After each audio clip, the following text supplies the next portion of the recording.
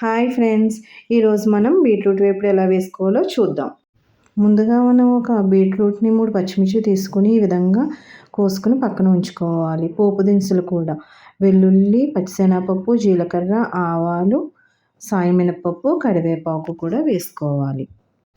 తర్వాత గ్యాస్ వెలిగించుకొని బాందీ పెట్టుకొని ఆయిల్ వేసి ఆయిల్ హీట్ ఎక్కిన తర్వాత వెల్లుల్లి రేఖలు వేసి బాగా వేగనివ్వాలి.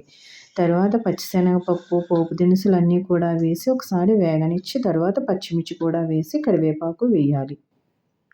పోపులు మొత్తం వేగిన తర్వాత దానిలో చిటికెడు పసుపు వేసి ముందుగా మనం కోసి పక్కన ఉంచుకున్నటువంటి బీట్రూట్ ముక్కలను కూడా వేసి ఒకసారి బాగా కలిపి మూత పెట్టుకోవాలి. ఒక 5 నిమిషాలు మగ్గిన తర్వాత మూత తీసి దానిలో తగినంత ఉప్పును కూడా వేసి ఒకసారి బాగా కలుపుకొని మూత పెట్టుకొని మగ్గనివ్వాలి. అది బాగా మగ్గిన తర్వాత గ్యాస్ ఆఫ్ చేసుకొని సర్వ్ చేసుకోవాలి.